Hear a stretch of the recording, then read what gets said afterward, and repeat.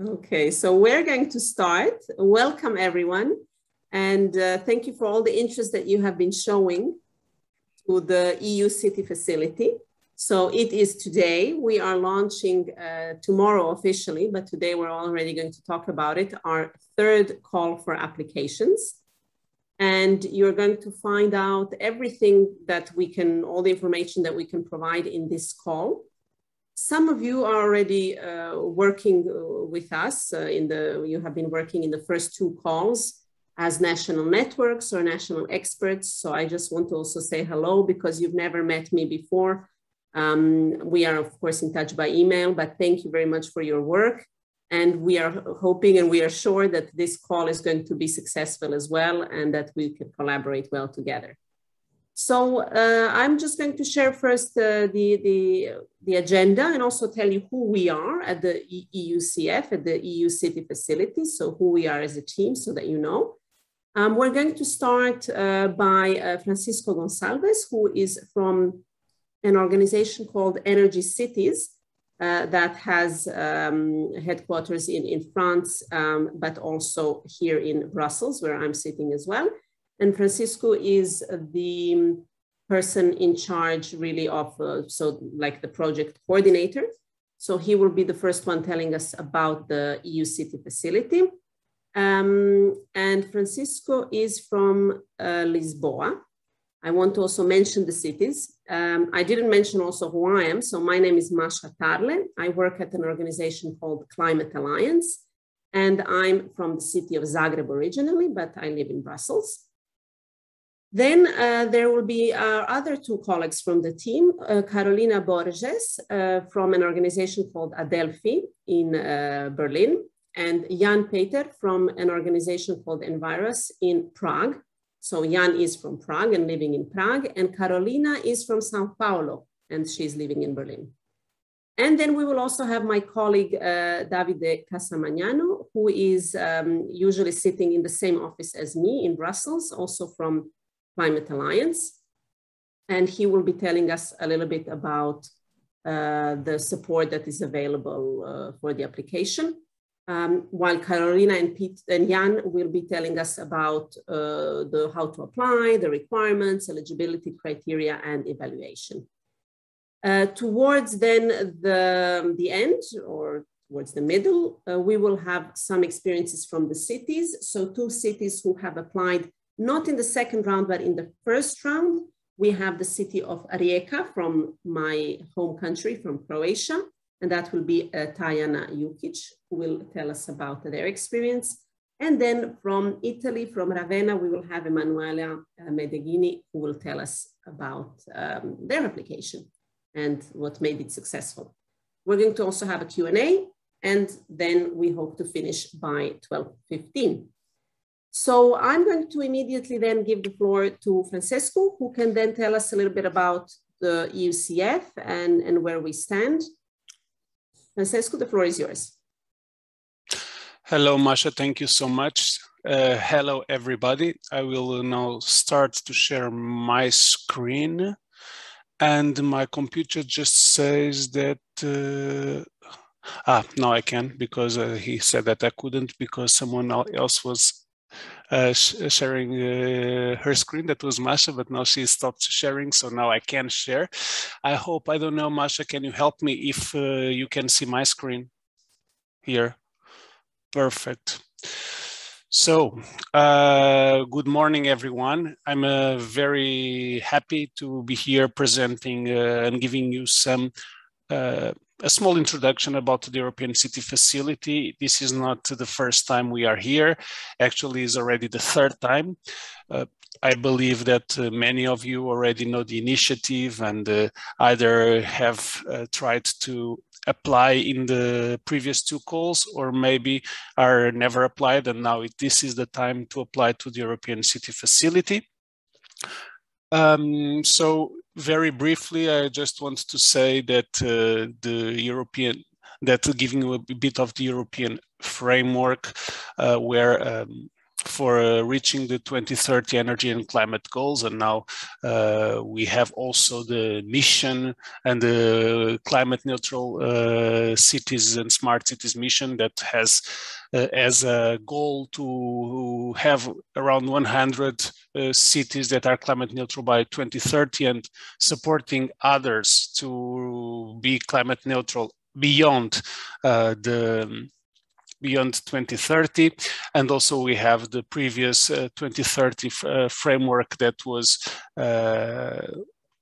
agreed and was through the 2030 or Energy Union.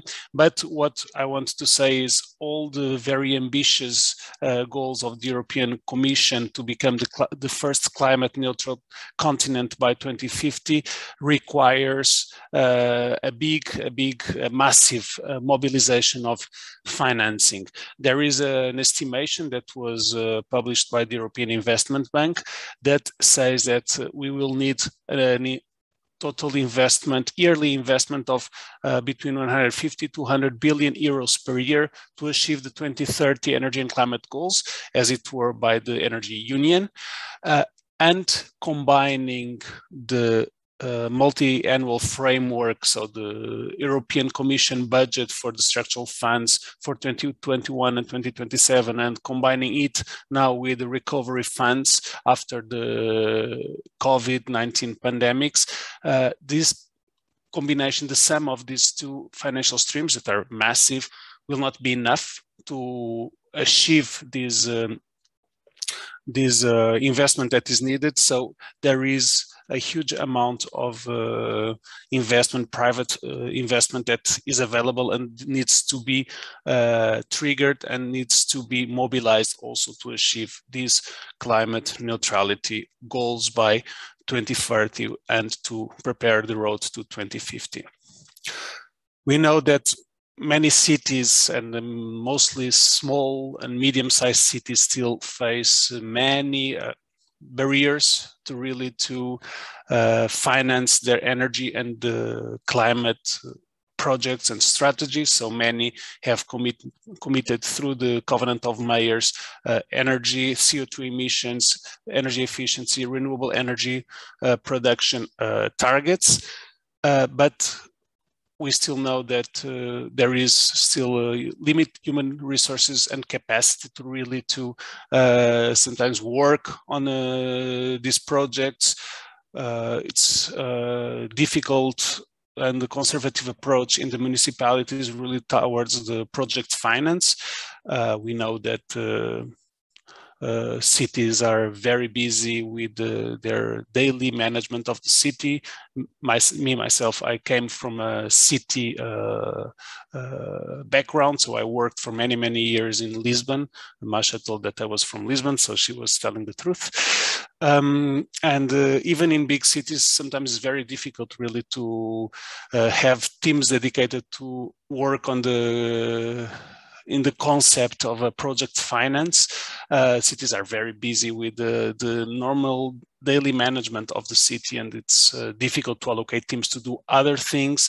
Also, there is lack of experience in developing investment packages. This is not the cup of tea of cities, of municipalities. They have experience and knowledge and know-how in many things, but in developing investment packages is not one of them, at least in most part of the cities, and mainly medium and small sized cities. Also in big cities, I would also dare to say this, and this is not me that is saying this, is what cities also tell to us. And we are here, we have different city networks in the consortium. We work and coordinate the Covenant of Mayors.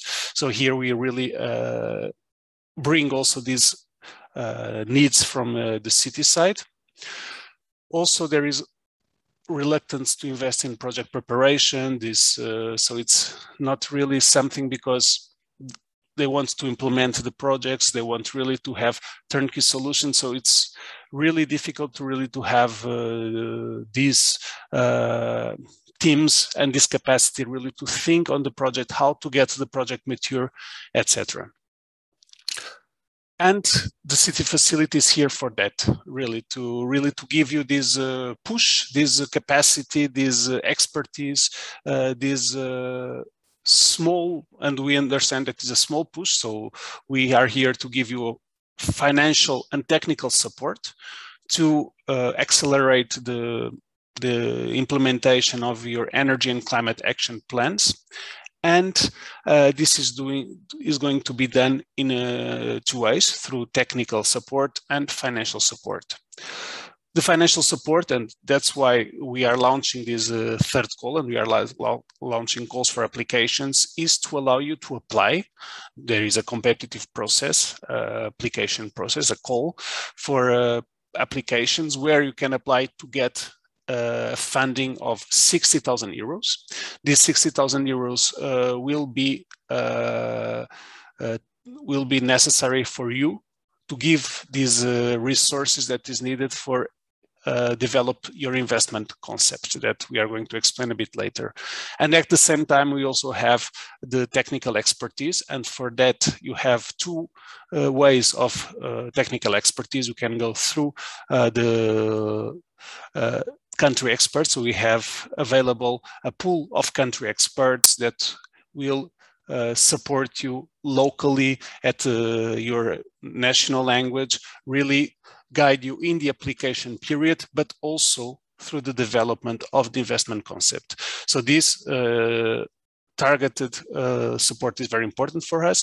And then we have also a central support, technical support through organization of peer-to-peer events, matchmaking, capacity building, and here also to guide you and to support from the development of the investment concept that you'll receive the funding for that, to really to guide you for further investment and to get really the finance to implement your project on energy and sustainable energy.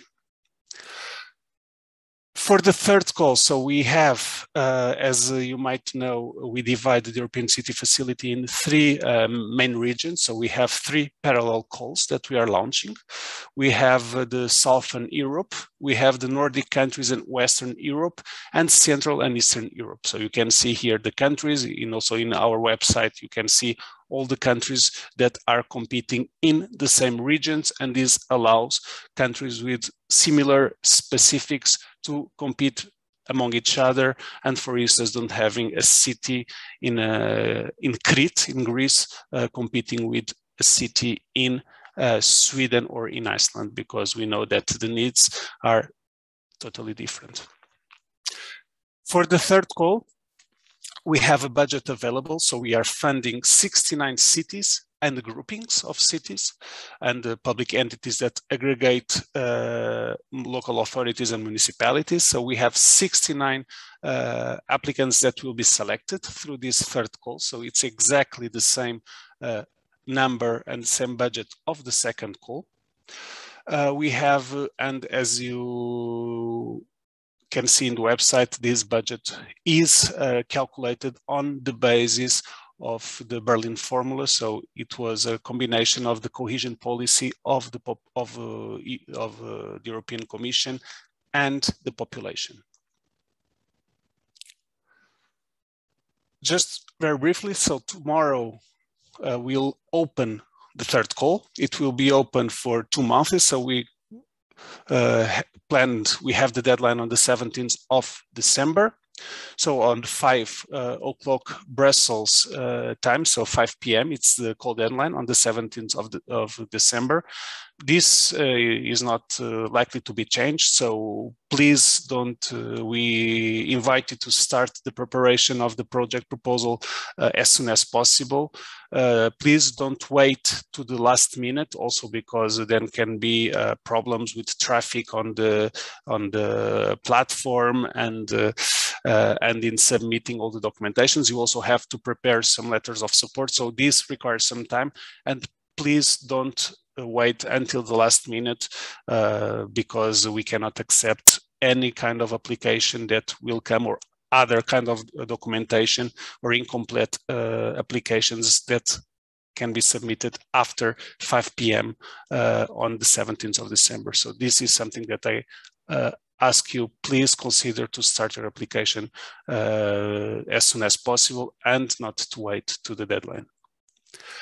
Just to show and share with you the beneficiaries that are already developing their investment concepts. These are from the first call. So the first call, we had 30 beneficiaries. Here you can see some countries that had almost all the countries applied, not all received or had a competitive application to be funded, and therefore they applied to the second call. So we have countries that had like Italy, Netherlands, the UK, Hungary, Croatia that had more than 1 cities or more than 3. And in the second call, I just can show you, because we are in the process of signing the grant agreements with the applicants that were selected for the second call.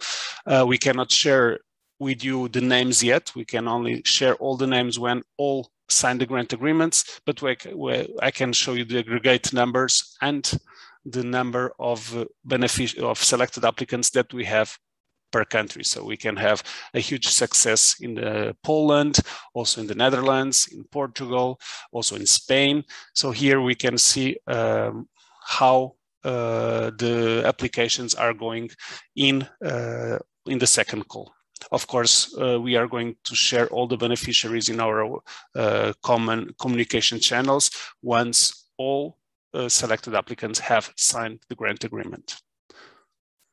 So now I leave the floor to Adelphi, to Carolina, and that will satisfy your curiosity on how to apply and how to get a very successful application. I'll be here also for questions if needed. Hi, hello, thank you, Francisco. I will also share my screen with you. Do you see it? Can you confirm? Yes. Okay, so just a second. Okay, so good morning, everyone. My name is Carolina Borges. I work at Adelphi, as Masha presented, and I'll be presenting you briefly the application process for the EUCF. So overall, the application procedure consists of 2 main steps. We have the eligibility check and the full application. The eligibility check is a simple automated questionnaire that you can answer directly online, and it verifies whether the applicant is eligible or not for EUCF support. There are 5 questions in the check, and to be eligible, the applicant must be able to answer with yes to all those questions. By passing the eligibility check, you can then register in the EUCF website user zone and proceed with the full application. The full application consists of the application form and some supporting documents that must be submitted. And once the call for applications is closed, then a dedicated evaluation team goes through this application and evaluates them. And the best scored applications in each regional call are then selected to sign the grant agreement with the EUCF. So starting by the eligibility check, who is eligible for the EUCF? As I mentioned, there are 5 eligibility criteria. To be eligible for EUCF support, the applicant must be a municipality or local authority, a grouping of municipalities or local authorities, or a local public entity aggregating municipalities and local authorities. The applicant must also be located in one of the EU27 member states, in one of the EFTA states of Liechtenstein, Iceland and Norway, or also in the United Kingdom. Moreover, applicants must have a politically approved CAP, CCAP, or plan of similar ambition, must be able to demonstrate the political commitment to the development of the investment concept, and commit to a monitoring period of 2 years, which is the EUCF monitoring period. So in the EUCF application, after passing the eligibility check, you will be invited to register in the EUCF website user zone, and there you can fill the online application form. The application form must be filled in English, and it consists of a set of questions grouped into these 3 sections, which I will present more in detail. And so in each section, some information is requested and must be provided by the applicant. Additionally, we have the 6 mandatory supporting documents that must be submitted with the application. The CAP, CCAP, or Plan of Similar Ambition is the only one of them that can be submitted in national language. All the others must be submitted in English. And there are templates which are also mandatory for the submission. They are all available in the EUCF website for download and can then be filled easily by the applicant for the application. On the application form, we have these 3 sections, as I mentioned. The first section is the identification of the applicant.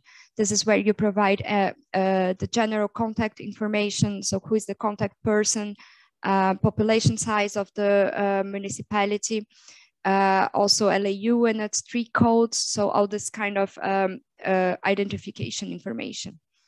On the section development of the investment concept are included all the information about how the applicant plans to develop the investment concept in the EUCF. So this includes the allocation of the grant and the activities that are planned to be funded with the 60,000 euros, as well as the foreseen governance structure for the development of the investment concept and the strategy for stakeholder engagement. On the last section, we have the information related to the project itself. So what are the intended measures and the sectors that are targeted with the project, as well as what is the expected size of the investment, the impacts that are expected, and the project's potential for replication and upscaling. So here are some points that need to be considered when preparing our application. So some of the issues that we have identified also in the first 2 calls. First, it's important to remember everything must be filled in English. The only thing that can be submitted in national language is the CAP, CCAP, or the Plan of Similar Ambition. Please pay attention to the population size. This must be submitted as a complete number, and so not in thousands or millions, the full number. For the description of the governance structure and stakeholder engagement strategy, it should be noted that the components listed in the requirements will all be checked in the evaluation. So make sure that you go through all these points and that you're addressing all the requirements. And the last point, the investment size corresponds here to all the investments in sustainable energy that are expected with the project. It does not refer to the 60,000 euro of the EUCF grant. And this has been a common confusion. So please pay attention on it. And this 60,000 euros, as Francisco explained, they are meant to support the activities necessary for each applicant to develop their investment concept as beneficiaries of the EUCF.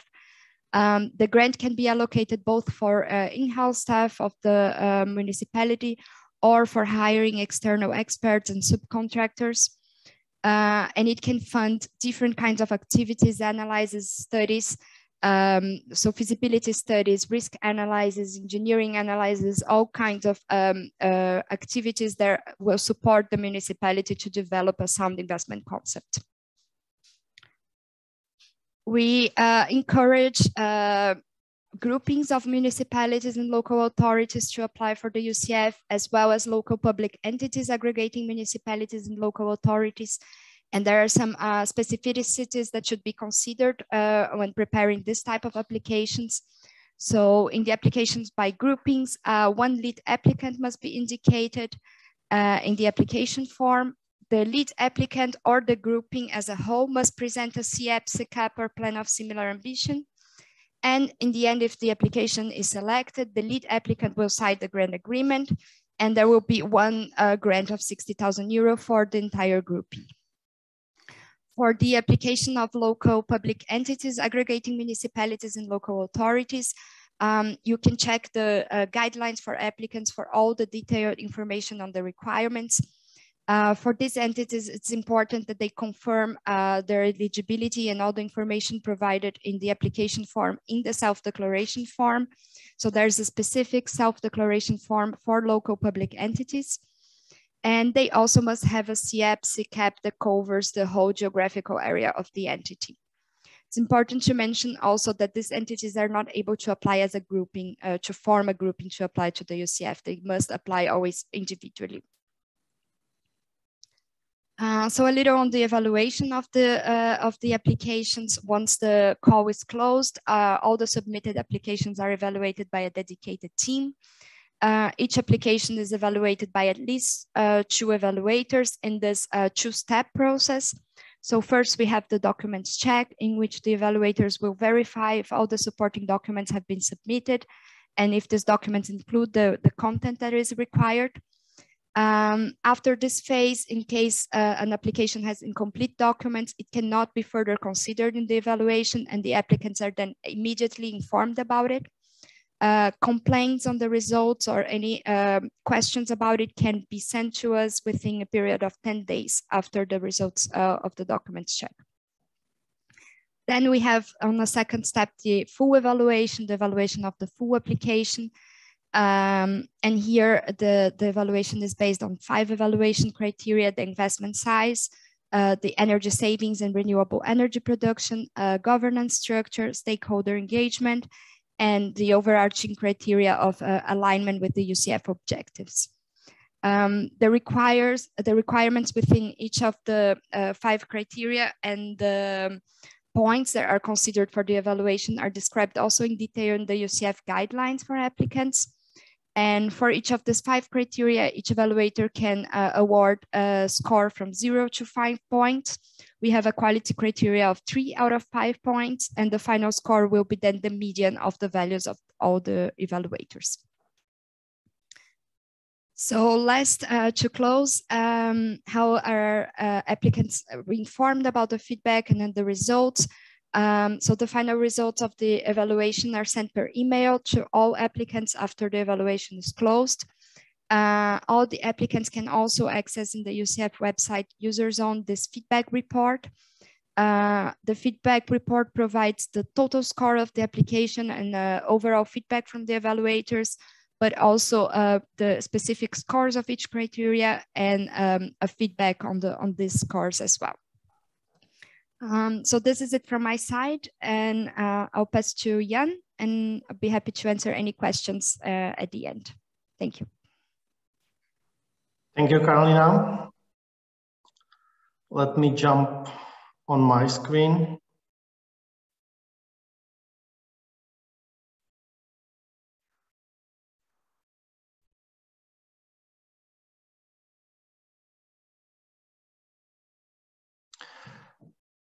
So my name is Jan Peter. I'm representing Envirus, a technical support and partner of the EUCF city facility project. And I will guide you through the project journey from the IT perspective, because it's quite complex and important to keep all the documents on one place, stored in one place, and also for us to then proceed with all the application through the grant agreement phase, investment concept development, and also investment concept implementation. So briefly, we are at the beginning of the third EUCF call, which will be open literally in a few hours, starting with the first minute of Friday morning. And the steps are defined for each applicant to make the pre-application. And when you are registered, then you can submit the full application. I will show you how the procedure looks like on the user website zone. So firstly, as Carolina already explained, you have to pass the eligibility check. So you have to answer yes for the following 5 questions, which are accessible through the EUCF website. So when you successfully answer those 5 questions, then you become eligible for EUCF application. With this successful eligibility check, you can register to the EUCF website user zone, and you can register under two options. So you can be a municipality, a local authority or grouping of municipalities or local authorities, or you can register as a local public entity aggregating municipalities or local authorities. The identification data required for registration are the same for both options. The only difference is that municipalities and local authorities should enter the law code, which is automatically offered in the registration when you are entering your identification data. For local public entities aggregating municipalities or local authorities, the law code is not available, so we require to identify yourself under the tax identification number or equivalent number. The registration continues with this user interface.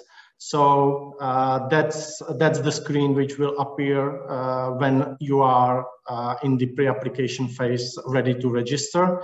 So you can, as I explained, register as a municipality or local authority, which is the screen showing this first option. So you are required to put your name of the municipality or local authority or grouping. Then you are required also to enter the following details which are on the screen. If you are not sure what information is required to enter, then please go with the arrow to the question mark, and a detailed description of the information which is required to be entered to the registration form will appear. Most important is also to register the users for your account on behalf of the municipality. So it's required to register the lead applicant. In case of the grouping, also the participating municipalities should be registered. The first administrator of the lead applicant will have a right during the application process also to change any information in the application and finally submit the full application. So it's quite important that the lead applicant and the local administration of the application has constantly full access to the database during the third call. This is a very similar screen which showing what are the differences if you are registering under option 2, so public entity. So the law code is not required, so tax registration number and NUTS 3 code is required. The same procedure with the users and municipalities which are included in this application is the same as for registration of the municipalities or local authorities. So when you pass this registration form, then you will receive an email. The administration of the user will receive the email with access details to the website user zone, which you will be using during the whole application procedure. And if you will become a beneficiary, so successful applicants in the EUCF project, then you will be using this account for the whole journey in the EUCF project. So when you will register with the details you will receive in the email, you will be navigated to this website user zone when you can, from tomorrow morning, when you can create a new application. This can be done only by local admin. So the first name who is creating the application, but the access can be given to the other colleagues who will be contributing to the application development as well. Then by the end of the deadline, which has been already presented by Francisco and Carolina, so by 17th of December, you are required to fill in the application and attach and describe all the necessary attachments and information about your application. When this is done, so before the deadline, again, the local admin has to submit the full application with all annexes for the next phase, which is the evaluation. So then when you fill in the full application, and local admin will submit the application for the evaluation. So then your application will be evaluated as this was done with the application in the first or second call. Just to remind you, and I think this is also a very important part of the technical support for the application during the calls, there is always available a help desk for you. So you can submit any query you may have during the registration and application procedure. And you can ask the core team of the EUCF projects for any questions you are facing during the registration or application procedure. So again, the help desk is accessible from the main EUCF website, and you can ask the questions where the core member team will answer you within 3 days. Thank you. That's all from my side. Again, I'm ready here for the QA session during this webinar. Thank you very much, Jan.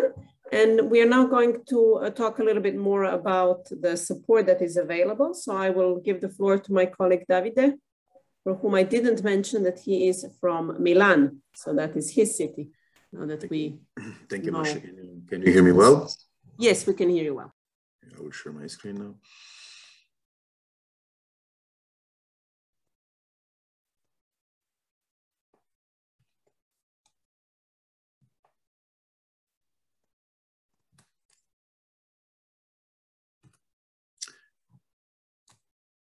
Just a second.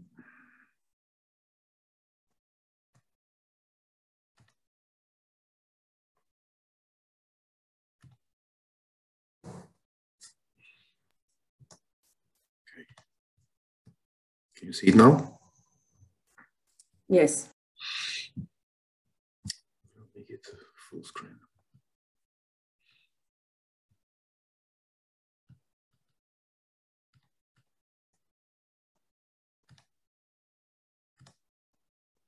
Okay, should be working now. Yes, thank you very much. I'm just saying a few more things now about the support available throughout the application phase and the investment concept development. And also the leveraging of further investment once your investment concept will be produced. We are a bit behind schedule now, so I'll try to be as quick as possible to make sure we have time for our experiences to share from cities and, most important, Q&As.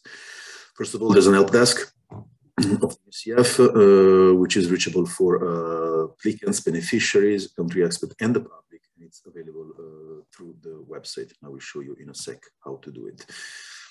Through the EUCF dedicated web area that Jan just explained to us, you can reach the help desk and both applicants and beneficiaries. So before you're being granted the support and after, you can use the platform to reach the help desk. You can also, besides that, also contact your country experts to gain support. We'll get into the details of what a country expert does for you in a second.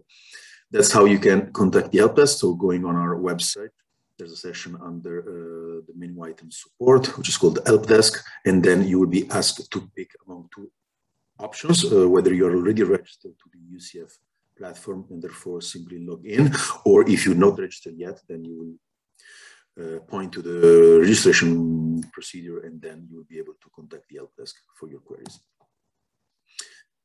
Alongside with the help desk, there's an FAQ session on our website that is updated every call and has the most up-to-date information for you to apply to the facility. There are a few documents, such as the guidelines for applicants, that you can always consult to get all the information needed to apply. There's also guidelines for country experts. We have templates of what the investment concept would look like after you'll be working on that with the support of the EUCF. There's also a knowledge hub session that contains multiple different types of support and an inspiring document and a glossary. All of this accessible on our website. Then two key actors that gravitates around the EUCF structure are country experts from one side and national networks on the other. What a country expert does, it's expertise in national language in all EU member states that can provide you support in your application phase, but also afterwards in the development of your investment. So these contacts are again available on our website, so feel free to engage with your country expert. These are the actors in charge of assisting you and giving you information. National networks are also available in each EU member states, but they are more in charge of organizing webinars and info sessions like the one we are having now. They will be, as they did for the previous two calls, organize one info session for the launch of the third call in national language, starting from tomorrow onwards within the first weeks of the opening of the call. So make sure you find out who your national network is through our website, follow them, and be ready for their webinar in case you want more dedicated support in your own language. As a second phase of the EUCF, the post-application phase, once beneficiaries have been working on their investment concept, we will organize EU added values activities. And this is the support the EUCF provides to their beneficiaries in leveraging further investments beyond the support, the grant received by us. These added value activities will have the goal of maximizing deep and financial leverage of your projects. We'll aggregate opportunities, we'll create links between beneficiaries and potential investors, and of course, we'll also facilitate the EU-wide activities with cities and energy agency networks, in replicating the scale of the project beyond this level. All the information I try to condense here in a few minutes are again available on the EUCF website, so please do not hesitate to go and check and engage with us or the help desk in case you have any doubt. Last thing, the EUCF has also put together an investor network. The investor network will be used as a first entry for beneficiaries into the post-investment phase after the investment concept. And in case you are an investor and you want to be part of it, there's a registration form on our website in which you can, through which you can register, and then being part of this investor network will be used to assist investment concept of beneficiaries, to leverage further investment, to organize matchmaking event, and to have the eye of the investor world on the products of the EUCF. Thank you very much. Thank you. Thank you very much, Davide. So we are now in the moment when we will hear from some of the cities who have already applied successfully to EUCF. And I have just asked some of them to share their story with us and just to tell us what maybe made them apply, how the process went, something also about their city, so that we can see what the needs of the city were and how the EU City facility could respond to those needs and, of course, the objectives.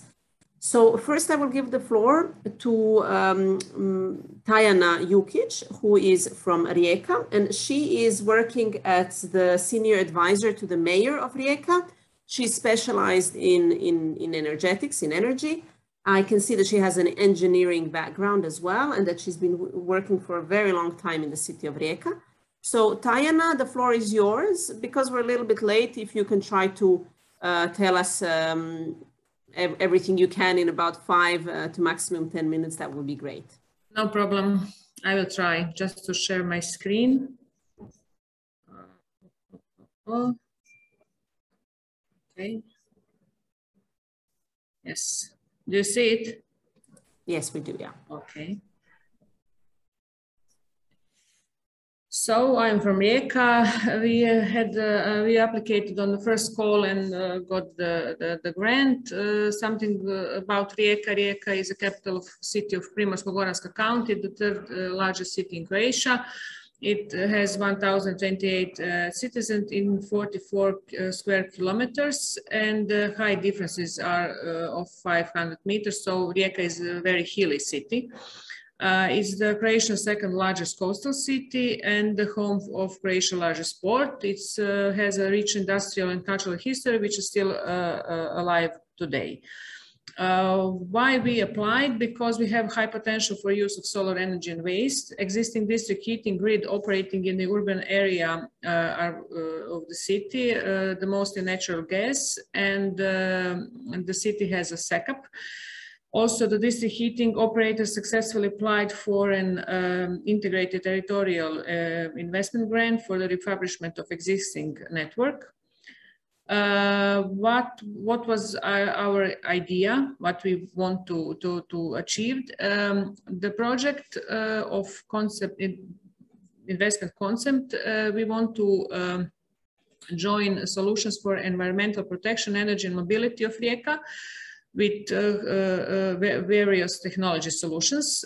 Our main topic is to design and construction of plant with ultra high temperature hydrolysis. That is technology that produces synthetic gas. That is the gas that is free of CO2 from the waste material.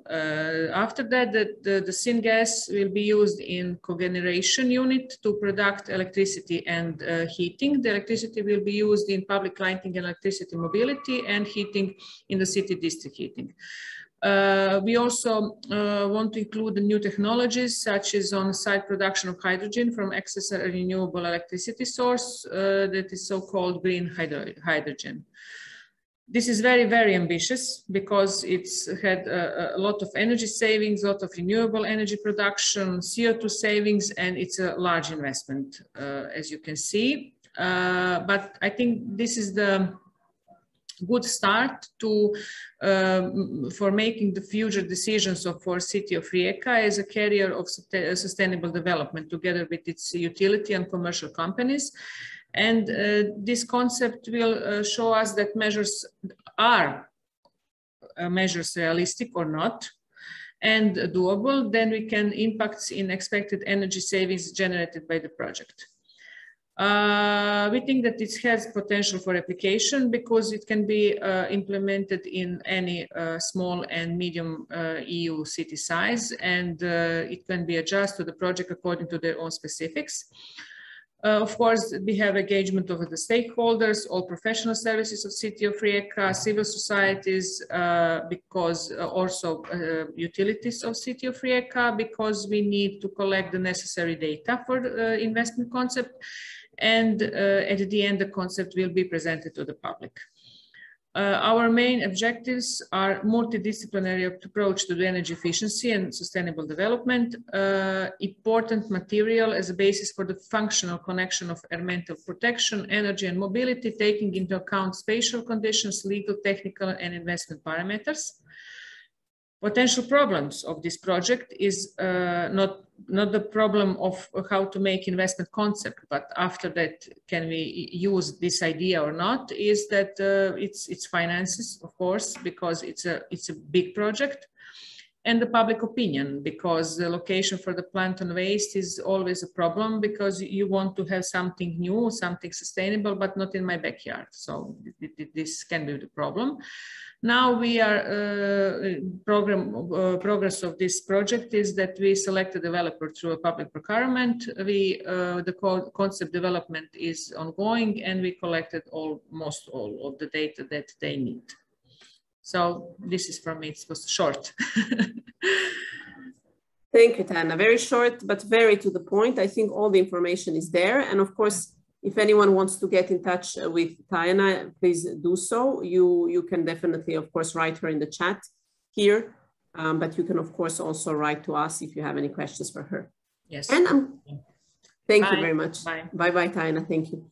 And now we will give the floor to another beneficiary. So from the first call, so it was the municipality of Ravenna, and we have Emanuela Medeghini, who will tell us, who you will tell us a little bit about your experience about applying. So Emanuela has been working also for a long time, I think over 20 years in the municipality, and also of course on topics that are with EU funded projects and development of projects, planning of projects.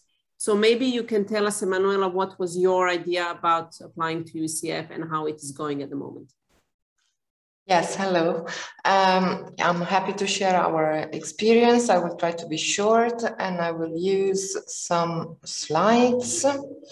Here we are. So, yes. Can you see my presentation? Yes? Okay. The city of Ravenna is located in Italy. We are a city of about 160,000 inhabitants, and we're a large municipality, the second largest in Italy after Rome. We're by the sea, by the Adriatic Sea. And Ravenna is has a important commercial port, is an industrial city, but it's also a city of art and culture with loads of UNESCO heritage. And our assets is also the beaches and the maritime landscape. This is also important to know because the challenge for Ravenna and for many other Italian cities is the features of the building, of the built heritage, which is basically ancient or old. So it's very hard for cities to plan and to engage into large-scale investments because we are running day by day after the most urgent refurbishments and restorations to do. So, but in general, most of our buildings, we define them the colander buildings. You see the picture here below, because they are in very poor conditions. So our challenge is to help ourselves, to help the administration, to have a strategy, to know where to start from, to have a decision support system, and to know how to activate large scale investments instead of small day-by-day reparations. So we are developing an innovative concept that is strategic, collaborative, and sustainable that should help us work in a different way, start working in a different way. So I said, activate large-scale investments, leveraging on energy efficiency of building, and looking at the global dimension of the real estate of the public buildings, including social housing, schools, offices, cultural and sports venues. And we want to generate a consistent energy saving by identifying cost-effective large-scale interventions based on different innovative solutions. Thanks to the funding of the EUCF funding, we have technical support to do so.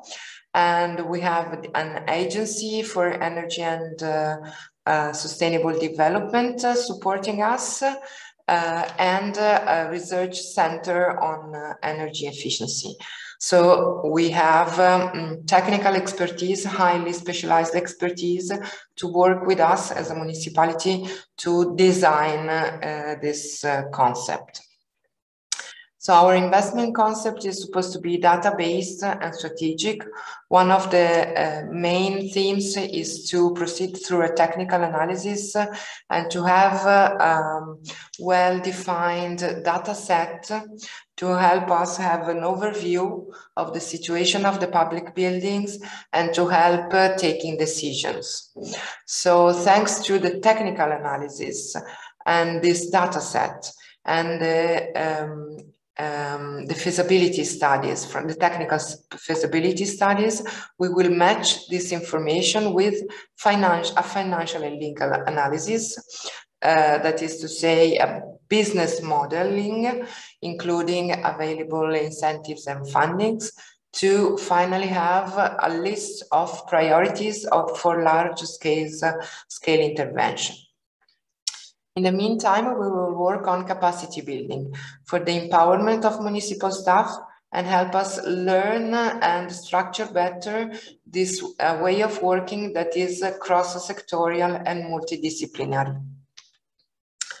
So step one that we already carried out consisted in the assessment of buildings included in the energy service and assessment of buildings that can access resources of conto térmico, so incentives.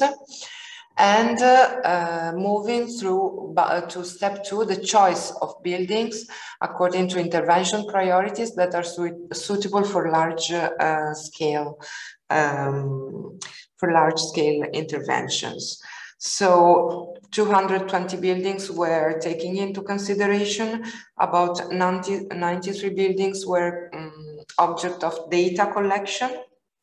And so we have a data set, a complete data set now that is also a data set that helps supports decision making. And a choice has been made on the priority intervention. So we are in step 3, where the intervention hypotheses are identified. We're working on those. We're working on intervention hypotheses, and we have selected also the theme of energy communities as a theme that we are exploring more in depth. So this is the list of the 4 priority intervention, large scale intervention. One is about offices retrofitting. Another one regards a school pole that could be equipped with community heating.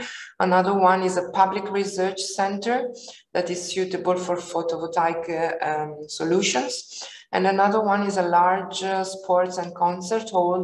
And here it is still under definition what kind of intervention is suitable. So we have hypotheses and the roadmap.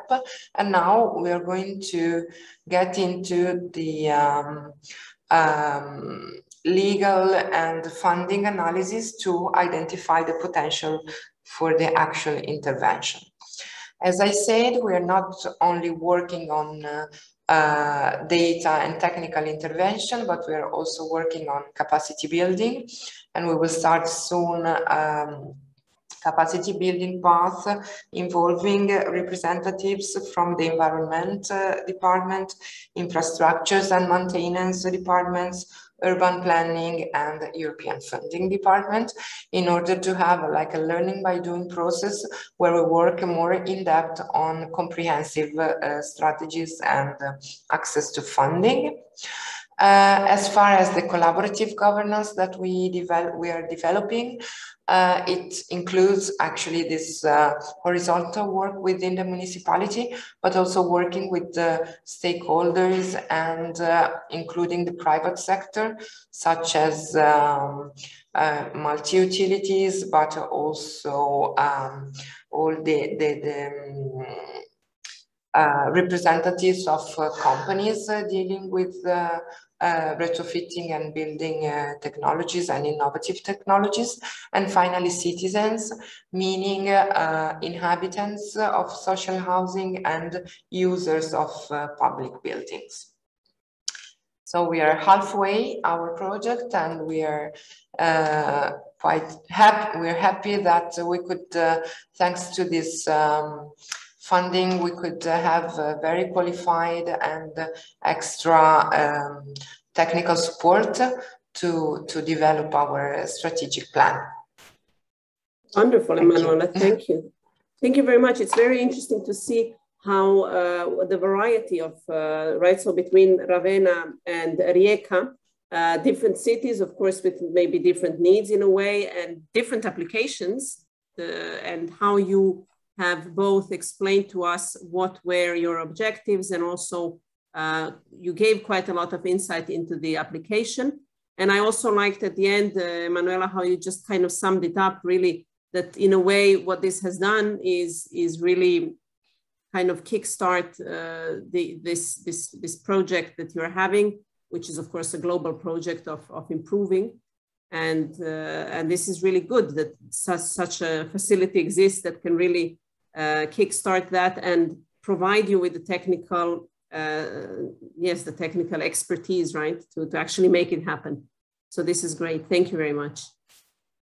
Okay, we're going to now go to the questions. So I'm going to read the questions that you have put in the chat. So my colleague Davide has put them nicely here on the slide so that you can all see them. So the first question is about the size limit of the applicants. So is there like a minimum or a maximum number of inhabitants? I'm going to ask this to Francesco, who is our project lead. So Francesco, is there like a limit that for the EU City facility in terms of inhabitants? No, the reply is no. There is no limit, or there is no indication of the number of inhabitants, although we believe that the European City facility is more dedicated to medium and small sized cities, but it doesn't, but also big cities can apply. So no, really. Right. And this is just because we believe that bigger cities have the capacity already to do so, but of course we are not going to discriminate bigger cities if they have also a good project idea to develop under the European City facility. Thank you. And Francesco, what about the second question? So this is really about the type of, the applicants and who they are. So what if a municipality, and it's happening in some countries, right, that they want to maybe apply for this funding, but they have been corporized, so they have passed in the sense that they would pass they would do the investment plan, but the municipal company, so an energy company owned by the city, would be the one who would be probably working and getting the benefits of the investment plan. Would that make? I'm guessing you know more about this question, so tell us. So as Caroline already said, and also Jan during the presentation, only municipalities or local authorities or groupings of municipalities, local authorities, or local public entities aggregating local authorities and municipalities are eligible to apply. So we are not municipal company, energy agency, energy company. They are not eligible to apply to the European City facility. So this, I want to be clear on this. However, if you are awarded with financial support, you of course can opt to develop the investment concept in two ways. Either you use your own internal resources to develop and carry out the work, or you subcontract an organization to carry out the work, and this we don't care. So sorry for the expression, but for us is indifferent the company or the organization that you subcontract to carry out the work, or you even can do a mixture. Can you have some parts, you have the capacity and you use the resources that the financial support gives to carry part of the job with internal resources, and others that you don't have internal capacity, you can outsource. So this is up to you. We really don't have a preference on this. We just want that the financial support allows you to have the capacity to have a push to develop your project, sustainable energy project idea. So so I think I was clear, Masha? Yes, absolutely. I think it's quite clear.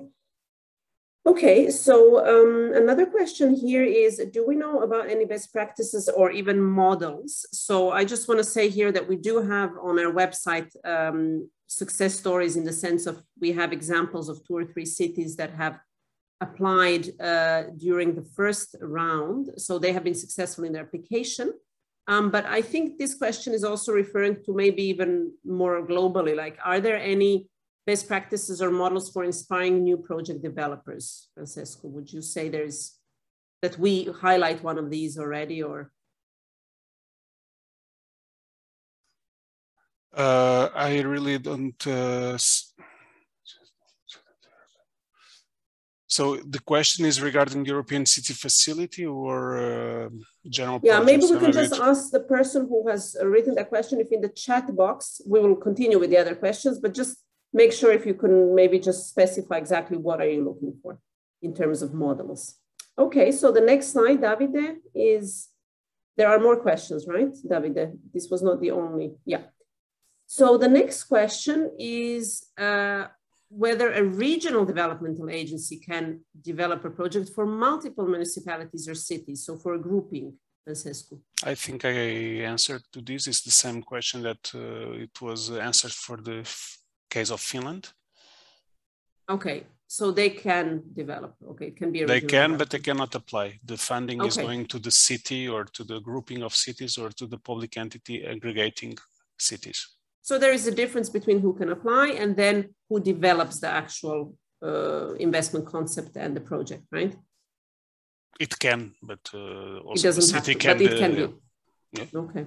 It's written on the guidelines for applicants. So in the end, in the website, I really encourage you, everyone, to go to the guidelines for applicants, to the website, where you have all the information regarding the development of an application, the evaluation, the development of the investment concepts, and how the minimum requirements for the development of the investment concept, which of course will need to be validated by the European City Facility team.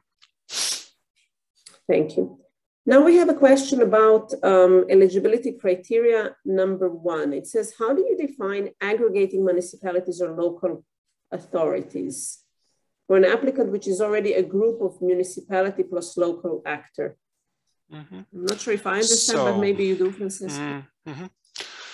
So this is, again, I really encourage you to go to the guidelines for applicants and to the website, where in the application tab, you have all the information that you need to know.